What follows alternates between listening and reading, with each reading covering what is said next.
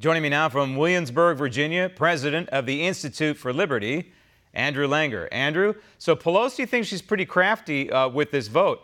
I look at this vote a couple of ways. Number one, this is the vote that should have taken place back in March when Ilhan Omar was spewing on the floor of the United States Congress her anti-Israel, anti-Semitic rhetoric.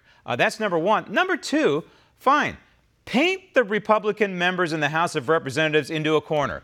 Have them come out and vote pro-America or not. A vote against this resolution, in my mind, is a pro-America vote.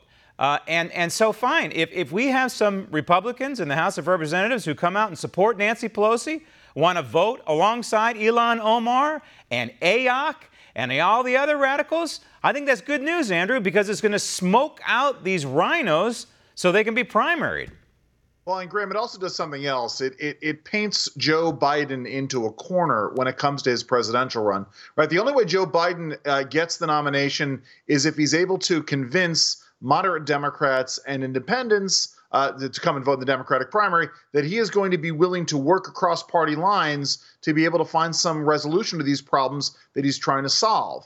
But the more Nancy Pelosi and Ilhan Omar and the rest of the squad paint all Republicans as racists and white supremacists, anytime Joe Biden works to try to work across the other side of the aisle, his opponents, all they have to do is say, oh, well, Joe Biden, you're willing to negotiate with racists and neo-Nazis. And then Joe Biden's put in the position of having to say, yes, I will, or no, I won't. And if he says, yes, I will, well, then his opponents can paint him with that brush. And if he says no, then he turns off these opponents. Nancy Pelosi has effectively done exactly what Donald Trump suspected that she would, which is to, as you said, paint the Democrats into a corner. It's a hit squad. You know, they call it the squad. I look at it as a hit squad.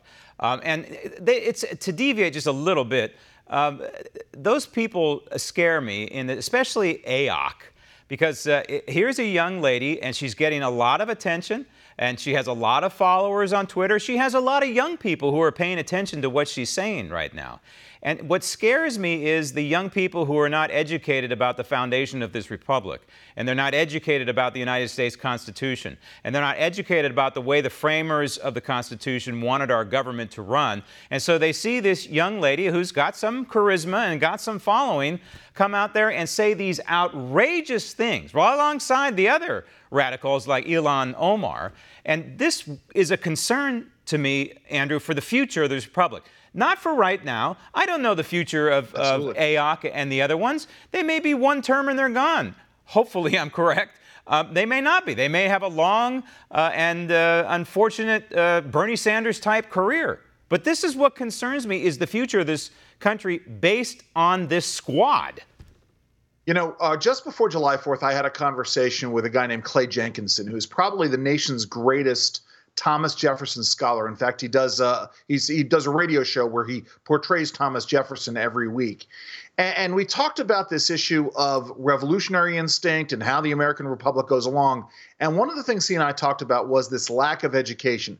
If you do not understand why we have the structures that we do, then this is how the republic falls. In fact, it's interesting because I know we weren't going to talk about this, but in that hit piece on Mayor Pete in the New Republic on Friday, Mayor Pete was criticized. Now, I don't think he is a Jeffersonian in the sense that you and I are Jeffersonians, but he was criticized as being essentially Jeffersonian, interested in Jeffersonian meritocracy, as though people rising and falling on their own merits was somehow a bad thing. This is how you destroy a country, by attacking its basic institutions. And that's why Donald Trump's rhetoric, while maybe impolite and I think unfortunate in many ways, nevertheless underscores that there is a real difference in how people perceive what the United States of America is. Well, he's laying it down, and he's saying, America, love it or leave it. That's effectively what he is saying. And there are